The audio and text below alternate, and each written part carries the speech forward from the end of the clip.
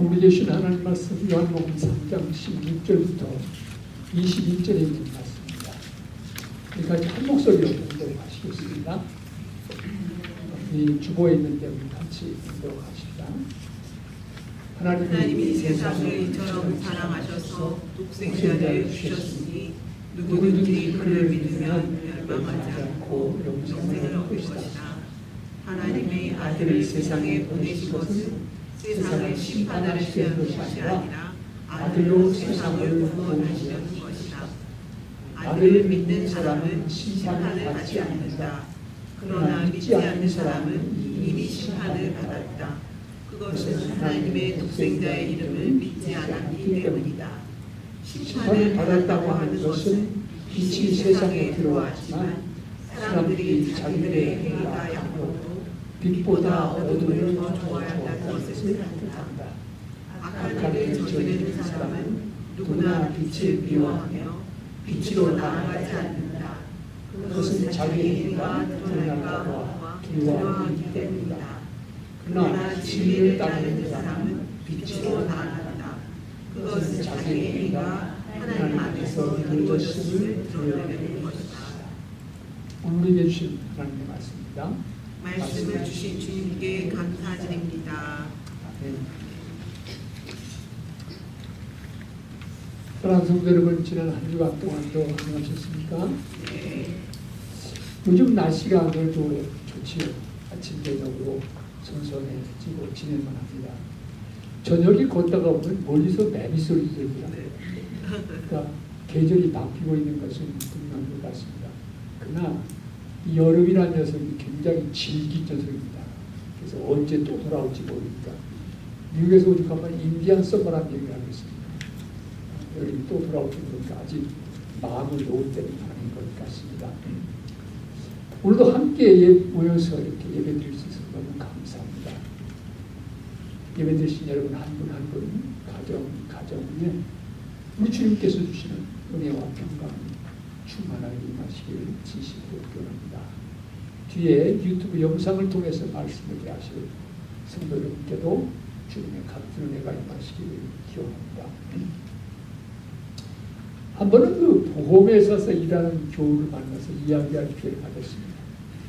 그분이 저에게 묻는 말이, 목사님, 세상에서 제일 팔기 어려운 게 뭔지 아세요? 그러더라고요. 그래서 좀 생각하는 시간을 벌기 위해서 글쎄요 그러고 대답을 했는데, 그분이 바로 대답하기를, 목사님, 제일 팔기 어려운 건 보험이에요. 다른 것들은 팔려고 하는 게 보여줄 게 있잖아요. 물건이라든지 뭐 음식이라든지 서비스라든지 보여줄 게 있는데, 보험은 보여줄 게 없다는 거예요. 그냥 약정에서 종이 한 장뿐이라는 거죠.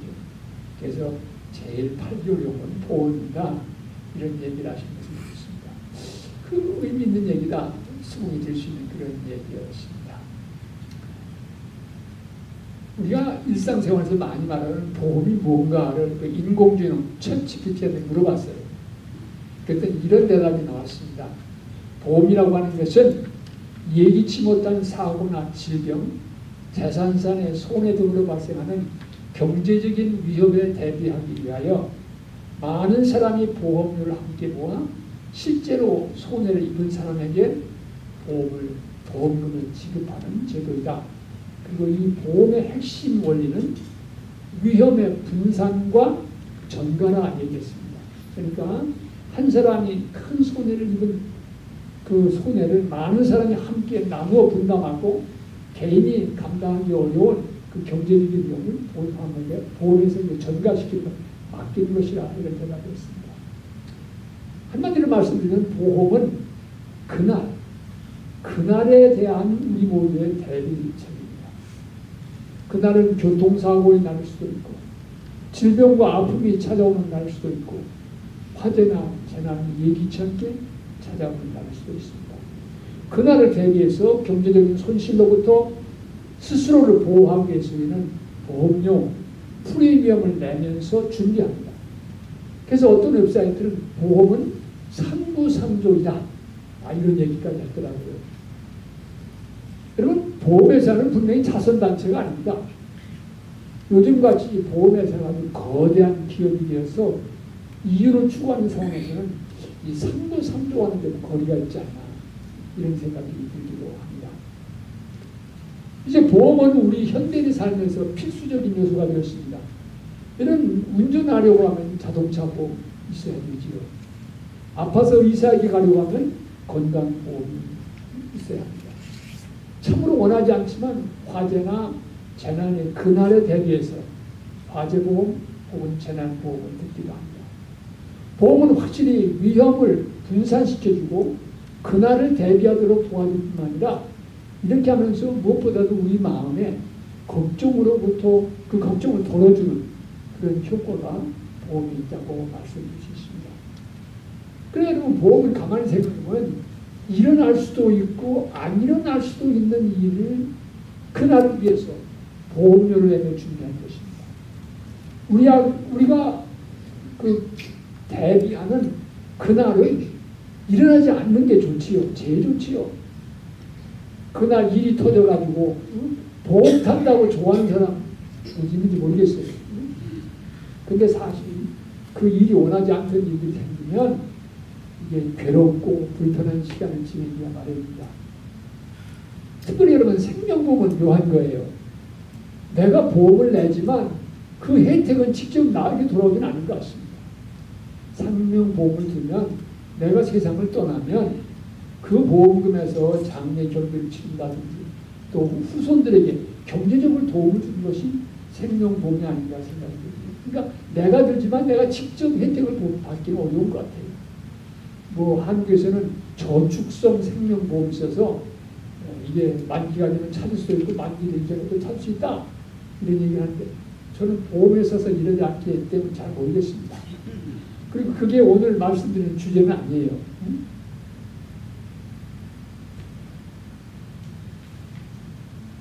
사랑하는 성도 여러분, 우리가 캐리하는 그런 보험 가운데서 제일 중요한 보험이 무엇입니까?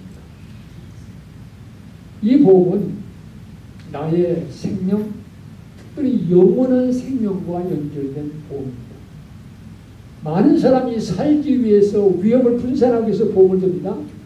그러나 내 생명의 영원한 미래가 결정되는 그날을 위한 보험은 생각하지 않는 사람들이 많습니다.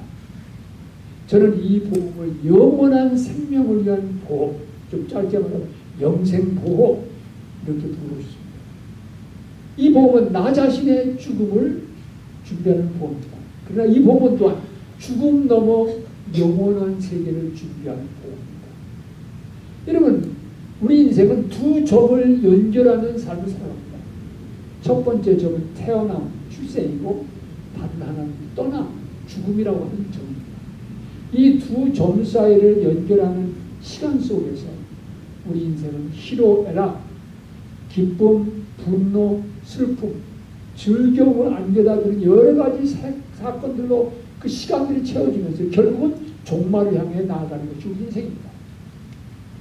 이 인생 여정에서 이제 그만하는 종점은 언제라도 찾아올 수 있습니다. 올 때는 순서가 있었는데 갈 때는 순서가 없습니다. 물론 대개 연로하신 분들이 많이 가시죠. 그렇지만 꼭 그런 것은 아닙니다. 젊은 사람이 세상을 떠나는 길 얼마든지 우리 주변에서 보게 되는 것입니다. 그러게 죽음에 대한 준비를 이 다음에 내가 나이 들어서 기운이 빠지고 어려울 때 그때 해야 되겠다 하고 미루는 것은 결코 지혜로운 판단이 아닙니다.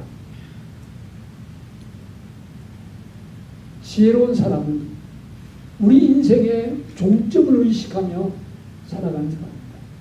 그날을 준비하며 살아가는 사람입니다. 그래서 솔로몬이 기록한 것으로 전해지는 전도서 7장 4절의 말씀을 보면 지혜로운 사람의 마음은 초상집에 가 있고 어리석은 사람의 마음은 잔치집에 가 있다. 이렇게 깨우쳐주고 있습니다. 영생보험은 죽음과 연결되어 있지만 더 중요한 문제는 죽음 이후의 문제입니다. 죽음 이후에 아무것도 없이 그냥 물어 돌아간다고 하면 우린 죽음 걱정하지 않아도 됩니다. 죽어서 그냥 물어 돌아가는 것이라고 하면 영생보험에 관심이 없어도 괜찮을 것 같습니다. 그러나 죽음 너머에 분명한 세계가 있다면 영원한 생명의 세계가 있다면 이야기는 달라집니다. 죽음은 끝이 아니라 새로운 시작이며 죽음을 통하여 영원 앞에 서게 된다고 하면 영생보험은 참으로 중요한 것이 아닐 수 없습니다. 다른 보험들은 우리가 이 세상에 살아가는 동안 필요하지만 영생보험은 영원과 관계되기 때문에 가장 중요한 보험이라고 말씀드릴 수 있습니다. 근데 여러분, 이 문제는 죽음 놈에 무엇이 있는지 가볼 수가 없다는 것입니다. 아무리 여행을 좋아해도 죽음 놈으로 여행 갈 수는 없어요. 일단 죽음의 문턱을 넘었으면 우리는 다시 돌아올 수는 없습니다. 일본의 천학자 한 사람이 내가 죽음 놈에 무엇이 있는지 가서 보고 와서 내가 얘기해 주리라. 그리고 폭포에 뛰어들었는데 아직도 돌아오지 않고 있다고. 한 번 가면 끝나는 것이 인생이죠. 근데 다 요즘은요, 이상한 거는요, 옛날보다 더 죽었다가 깨어난 사람들이 많아요. 일단 이거 말씀드리겠습니다만 그런 사람들의 경험을 통해서 죽음 너머의 세계에 대한 연구도 많이 진행되고 있습니다. 그러나 그것은 지극히 제한된 숫자의 사람들에게만 일어나는 것이지 그것이 누구에게 일어나는 보편적 분치는 아닙니다. 결국 죽음을 준비하는 영생보험에서 중요한 문제는 과연 죽음 너머에 무엇이 있는가? 과연 영원한 세계가 있는가? 라고 하는 질문입니다. 우리 그리스도인들은 영원한 생명의 세계를 믿습니다. 하나님 안에서 죽음은 끝이 아니라 새로운 시작임을 믿습니다. 죽음은 우리의 인생의 마침표가 아니라 쉼표인 것을 믿습니다. 그러게 요즘 교회를 보면요, 이 장례 예배를 옛날에는 장례 예배라고 했는데 요즘은 천국 환송 예배라 그렇게 많이 쓰더라고요. 그러니까 이 땅에 살다가 천국으로 옮겨가는 거로 바이바이 환송하는 예배다 그런 거죠. 여러분, 우리 그리스도인들은 아무런 근거 없이 무조건 영생을 믿는 게 아닙니다. 분명한 근거가 있습니다. 영생을 믿으시면 기초가 있어요. 먼저 생각할 수 있는 것은 인간이 가지고 있는 모든 욕망은 충족의 대상이라는 것입니다. 먹고 싶은 욕망이 있으니까 음식이 있죠. 공부하고 배우고 싶은 욕망이 있으니까 학문의 세계가 있습니다. 사랑하고 싶은 욕망이 있기 때문에 그 대상이 있죠. 그렇다고 하면 모든 인간이 가지고 있는 영원히 살고 싶은 이 욕망을 충족시키는 그런 세계가 없겠느냐 이렇게 한번 물어보시는 거죠. 또 하나의 논리는 영원한 생명의 세계가 있어야 이 세상이 역사가 공평하다. 왜냐하면 정말 성자같이 거룩하고 사랑하며 살아간 사람하고 히틀러같이 수많은 사람들을 가스챔버에 몰아 죽인 그런 못된 사람하고 죽은 다음에 다 돌아가서 무로 끝난다고 하는 That's not fair. 공평하지 않다는 거죠. 이 세상에서 성실하고 신실하게 살아간 사람은 그에 대한 보응을 받고 못되게 살아간 사람들은 그 삶에 대한 결과가 따라야 되지 않느냐. 그렇기 때문에 죽음 넘어 생명의 세계라고 하는 것은 반드시 있어야 될 것이다. 정의와 공평을 위해서 필요한 것이다. 이런 논리를 볼 수도 있습니다. 아까도 잠깐 말씀드렸지만은 세 번째 중요한 근거는 우리가 요즘 일어나고 있는 사후 세계에 대한 연구입니다. 레이먼드 무디라고 아마 버지니아 주대 의사였을 때, 근데 그분이 죽어서 심장이 멎었던 그런 사람들 가운데 깨어난 사람들을 그 경험을 모아가지고 연구했어요. 그래서 Life After Death라고 하는 책을 했습니다. 근데 그 책에 보면은 그런 죽음 임사체험이라고 하죠. 죽었다 깨어난 그런 임사체험을 한 사람들이 공통적으로 경험하는 게 있다는 거예요. 그건 뭐냐면은 일단 죽었다 이렇게 판단이 내려지면은 우리 몸이 그런 상태가 되면 영혼이 떠난다는 거예요. 그래서 사람들은 내 영혼이 빠져나가고 몸을 붙잡고 자기는 그걸 바라보고 있다는 거예요. 근데 얼마 시간 지나면은 이 원통속 같은 데를 쭉 통과하게 되면 밝은 빛 앞에 서게 됩니다. 정말 평화로운 그 빛 앞에 섰는데 빛 앞에 섰을 때 자기가 걸어온 인생이 파노라마처럼 어렸을 때 쭉 흩어지고 그리고 그 빛 앞에서 말할 수 없는 평안을 느끼는데 그때 이제 그 하늘에서 음성이 나가지고 너는 너무 일찍 왔다. 돌아가야 되겠다. 그래서 다시 이 원통성 같은 데 통과해서 자기 몸으로 돌아오니까 사람들이 깨어났다. 그러니까 이런 공통 경험에 대한 연구는 많이 이루어지고 있습니다. 유명한 신경외과 의사도 죽었다가 깨어난 경험을 통해서 그거 이제 4, 5세기에 대한 경험은 그건 환각이 뿐이라고 하는 사람이 아니다. 내가 경험했던 게 아니더라. 이런 책도 출판이 되고 있습니다. 어른들은 이걸 꾸밀 수가 있으니까 어린애들을 대상으로 실험 연구를 했는데도 비슷한 결과가 나와요. 그래서 4, 5세기에 대한 연구 중에 봐도 죽음 넘을 수가 있구나. 이거 할 수 있다는 거죠. 그러나 우리는 그 차원을 넘었습니다. 이것은 지금까지 우리 그 성경 밖에서 4, 5세기의 존재에 대한 담론들입니다. 그런데 우리의 인생의 근본과 길을 제시해주는 성경은 이 문제에 대해서 뭐라고 말씀하고 있습니다. 우리 그리스도인들이 4, 5세기를 믿는 근거는 과연 무엇입니까? 성경은 분명히 죽음은 우리 인생의 끝이 아니라고 밝히고 있습니다. 사도 바울은 고린도후서 5장 1절 이하에서 우리 이 땅에 있는 육신의 장막이 무너지면 하늘에 있는 우리 손으로 지은 게 아니라 하나님께서 지으신 영원한 집이 있다. 그래서 분명히 선언하고 있습니다. 예수님께서는 요한복음서에서 여러 차례에 걸쳐서 나는 부활이요 생명이 나를 믿는 자는 죽어도 살겠고 살아서 나를 믿는 자는 영원히 죽지 않냐. 내가 이제 가는 것이 가서 너희를 위해서 처소를 예비하겠다. 주님은 여러 차례 특별히 요한복음서에서 영원한 생명의 세계에 대한 말씀을 주셨습니다. 오늘 우리는 복음 중에 복음이라고 하는 요한복음 3장 16절 이하의 말씀을 함께 공부하셨습니다. 이 말씀 속에서 사도 바울은 분명히 말합니다. 하나님의 아들로 우리 가운데 오신 세상에 오신 예수님, 그분을 믿는 사람은 누구나 멸망치 않고 영생을 얻는다 기록하고 있습니다. 그리고 빛 대신 이 예수를 믿지 않는 것은 괜찮은 것이 아니라 that's his choice. 그리고 끝나는 게 아니라 빛을 영원한 생명을 그것은 거절하는 것이다 밝히고 있습니다. 성경은 분명히 말씀하고 있습니다. 예수님께서는 분명히 말씀하셨습니다. 죽음이 끝이 아니다. 영원한 생명의 세계가 있다. 누구든지 예수 믿는 사람은 영생을 얻는다. 이렇게 말씀하고 있습니다. 로마서 8장에서 보면 죽음도 우리를 하나님의 사랑에서 끊을 수 없다. 우리가 지금 아버지라고 부르며 교제하는 이 하나님과의 사랑의 교제는 죽음이 온다고 끊어지는 게 아니죠. 다른 것은 다 끊어져도 하나님과의 관계는 끊이지 않습니다. 그래서 제가 늘 축도할 때 끈질기게 사랑 때문에 영생을 희망할 수가 있는 것입니다. 영생을 기다릴 수 있는 것입니다.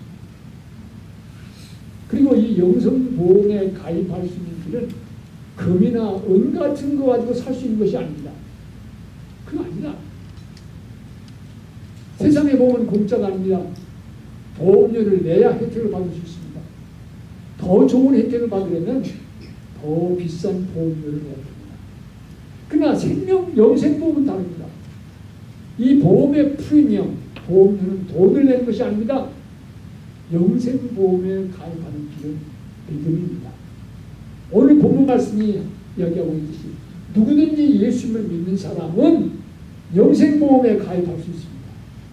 믿음을 통하여 하나님의 자녀가 되어서 멸망하지 않고 영원한 하나님의 나라, 생명의 세계에 참여할 수 있게 됩니다.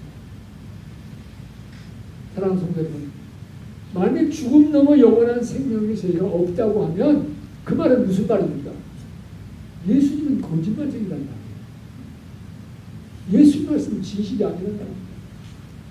여러분, 예수님이 거짓말쟁이라고 믿는 것과 그분은 바로 진리 자체이시고 믿을 만한 분이라고 믿는 것, 이 두 사이에 어떤 입장을 여러분 선택하시겠습니까?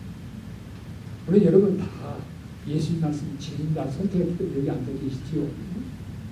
이런 세상의 사람들 가운데 그 선택을 심각하게 생각하지 않는 사람들이 상당히 많이 있습니다. 여러분 지혜로운 선택을 하셔서 영생보험에 가입하신 걸 다 환영하고 축하드립니다. 아멘. 분명한 것은 영생보험이 없는 사람은 괜찮은 것이 아니다. 이 선택의 문제는 예수님의 말씀보다 자기 자신의 생각, 자기 자신의 판단에 사로잡혀서 빛으로 나오지 않고 있는 것입니다. 오늘 본 말씀 때문에 빛을 거절하고 어둠에 머물러 심판의 이름을 선택을 하고 있다고 기록하고 있습니다. 사랑하는 성도 여러분, 우리가 예수님을 믿음으로 영원한 생명을 선택한다고, 영생보험에 가입한다고 하면 이 선택은 영생보험은 죽음 넘어 생명의 세계의 문을 열는 뿐만 아니라 이 땅에서 죽기 전에도 이 인생을 살아가는 우리에게 심대한 영향을 주게 되었습니다. 여러분, 죽음 넘어 아무것도 없다, 무다 생각하는 사람이 살아가는 삶하고 죽음 넘어 하나님 앞에서 우리가 인생을 결산하는 날이 있다 믿고 살아간 사람하고 이 두 사람의 인생이 똑같겠습니까? 똑같지 않습니다. 그날을 바라보며 준비하면서 살아가는 삶의 자세가 다르게 만드는 것입니다. 재미있는 것은요, 그 레몬드 무비의 그 소리 나온다면 이 임사체험, 죽음의 강을 건너본 경험이 있는 사람들은 살아서 돌아오는 다음에 나타나는 변화가 있는데 그 인생이 달라진다. 예전에 살던 삶을 살지 않고 더 많이 나누고 더 많이 사랑하고 감 있는 삶을 살아가는 그런 인생의 변화가 보여진다는 것입니다. 우리도 마찬가지입니다. 영생보험을 가지고 있으면 우리는 죽음이 찾아오는 그날 죽음 너머의 영원한 세계에 들어갈 수 있을 뿐만 아니라 그날을 바라보는 사람은 오늘 우리의 인생, 이 땅에서의 삶도 달라지게 되어 있습니다. 아니, 달라질 수밖에 없습니다. 똑같은 삶을 살아갈 수는 없습니다.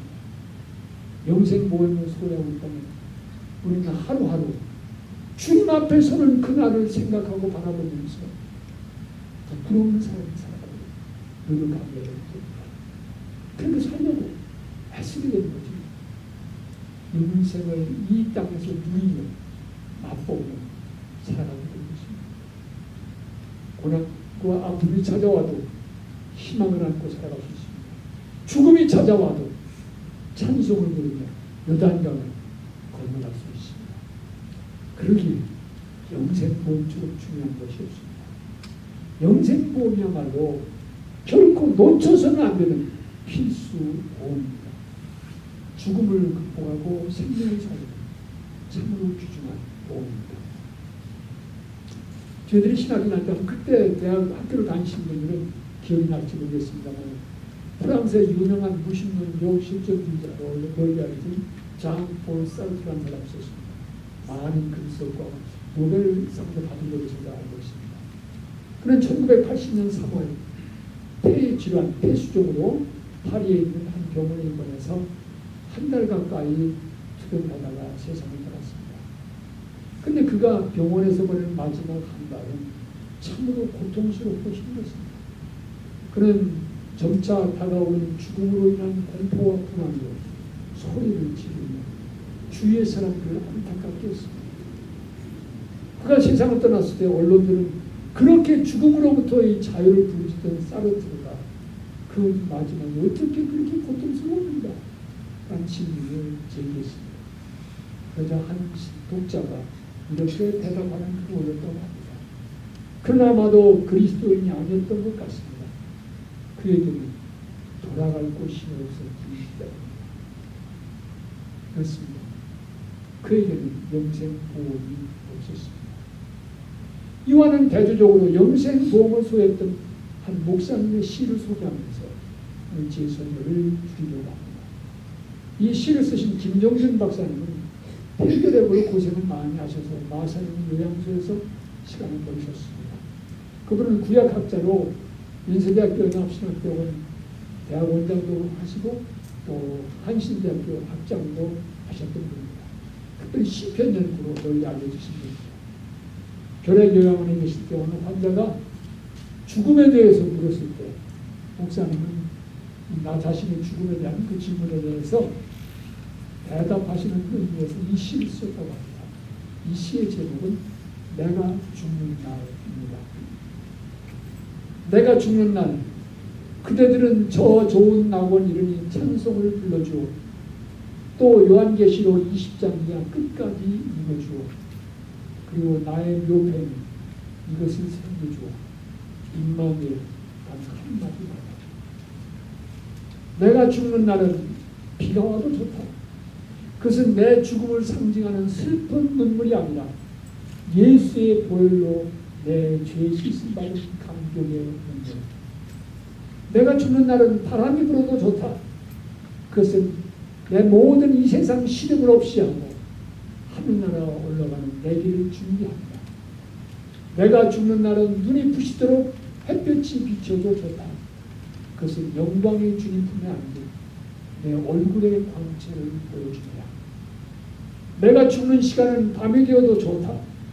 캄캄한 하늘이 내 죽음이라면 거기 빛나는 별의 광채는 새하늘에 옮겨진 내 눈동자이다. 오, 내가 죽는 날, 나를 완전히 주님의 것으로 부르신 날, 나는 이날이 오기를 기다리노라. 다만 주님의 뜻이면 이 순간이라도 닥쳐오게 번개와 같이 닥쳐와 번개와 같이 함께 사라지고 그 다음은 내게 묻지 말아다오. 내가 옮겨간 그 나라에서만 내 소식 알 수 있을 터이다. 내 얼굴 볼 수 있습니다. 끝.